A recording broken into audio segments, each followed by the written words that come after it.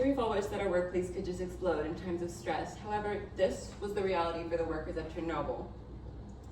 The accident at Chernobyl in 1986 was a devastation that left a stain on the modern world. The reactor itself was doomed from the beginning, but it was the mistakes that were made on that night, as well as the poor cover-up that unfurled afterward, which made waves for nuclear power. To start off, the reactor itself was not a sound machine in the first place. The faulty manufacturing of the fourth Chernobyl reactor made the events that occurred almost an inevitability.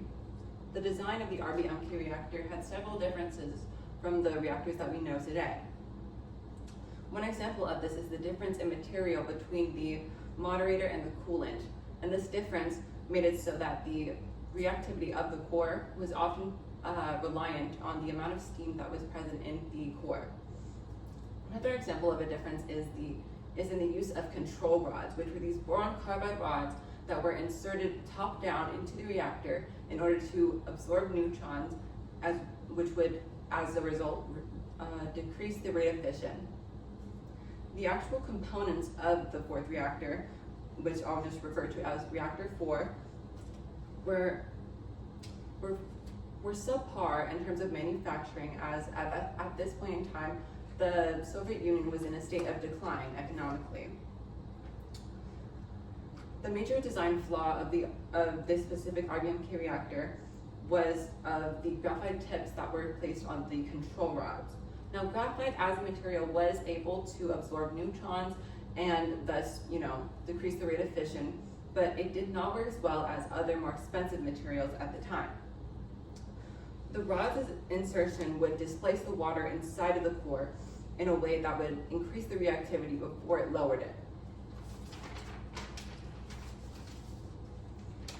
This would be a problem as the emergency shutdown system would see the insertion of every single rod at one time in order to cease the rate of fission completely. But setting aside the prior manufacturing errors of this piece of machinery, the disaster itself occurred due to the result of a single test. This was the mistakes made on the night of April 26, 1986, were the catalyst to the mass destruction that would ensue. This was the night that the power plant was testing the fourth reactor's ability to generate power under the circumstance of a power outage. It was also testing the ability of the reactor to pump water into it under inertial energy. Performing this test, according to ChernobylX.com, required the disconnection of both the emergency safety systems as well as the power regulating systems, which made this test extremely risky. The man in charge of this test was Deputy Chief Engineer Anatoly Dyatlov. His actions that night played a massive part in the destruction that would come. Dyatlov at the time was under intense pressure by higher-ups in order to complete the test as soon as possible due to high production target demands of energy. Despite all the warnings from his fellow engineers, Dyatlov decided to go through with the test with all of its risks involved. At first, when they ran the test, the power level that they set it at was far too low for the test to be successful. So they decided to remove some of the control rods, which ended up increasing the reactivity to a much higher degree than anticipated.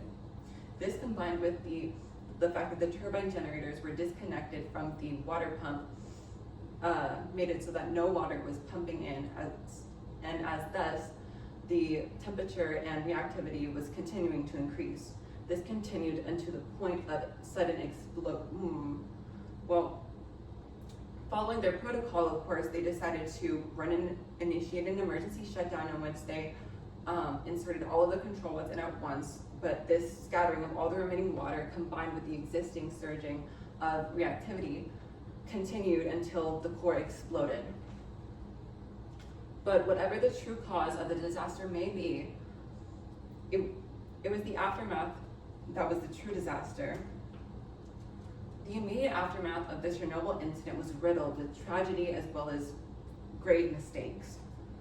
According to History.com, the General Secretary of the Soviet Union, Mikhail Gorbachev, made an announcement to the public, which heavily watered down the actual situation going on at Chernobyl. But by the time an actual official of the Soviet Union, the deputy head, arrived at the scene, it had already been approximately 18 hours later.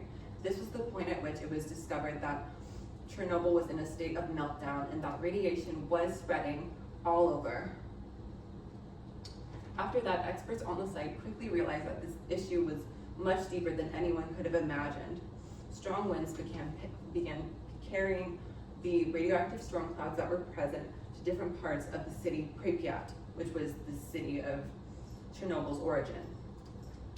The citizens of the town were urged to evacuate, but this information was distributed to them poorly, and by the time they were able to actually evacuate the city, they ended up with levels of radiation in their bodies, which was almost fatal. The radiation that spread across the country of incredible magnitude incorporated many different types of dangerous radioactive chemicals that were projected to last for years. Cesium-137 is one of those radioactive chemicals and is one of the most dangerous radioactive chemicals to the human body. It has a half-life of about 30 years, so when the 30-year anniversary of this event came around, the people ended up celebrating. They thought the worst part was over, but this was false, as it turns out that the cesium-137 that was present at the reactor was not decaying as fast as it was projected to, and was projected to likely last around 180 years. According to there were other forms of radioactive nuclides, as we know, but these were less dangerous but also were projected to last over 24,000 years. According to worldatlas.com, the radioactive particles spread over 77,000 square miles of Europe. The materials spread through being carried on winds or being brought down by rains. The different parts of Europe were affected to varying degrees. However, the dangers of these particles remains all the same. Outside of the physical consequences of this event, there are also several socioeconomic effects that this had. The Chernobyl disaster had many negative effects on the nuclear industry as a whole. The cost of the actual disaster itself was one of the biggest economic losses in history. According to SovietHistory.edu, the fixed assets of Chernobyl, as well as the money spent on alleviating some of the effects of the aftermath, amounted to a whopping $113 million alone. And that pales in comparison to the expenditure of the people and the organizations around that area who spent their money in order to help the people and help the other consequences. The decontamination of the particles that were released after the event of Chernobyl are continuing to be researched to this day, and this costs hundreds of thousands of dollars in funding every single year. The methods of the most efficient way to eradicate these particles is still being discussed and may not be discovered for a while. These detrimental consequences also damage the image of nuclear energy. The disaster casted much great doubt from the general public on the safety as well as the overall financial interest of nuclear energy. Many worried that another possibility of another Chernobyl just wouldn't be worth the easy access to energy. Thus, investment to nuclear energy and nuclear energy associations became a faux pas for a long while, and that led many investors to look towards fossil fuels. But as we're coming to a close, I want to mention how important it is to recognize your own impact and how what you do affects the world around you for better or worse. As a mere short series of mistakes led to such a detrimental event that would last thousands and thousands of years and affect us even today. Thank you for your time.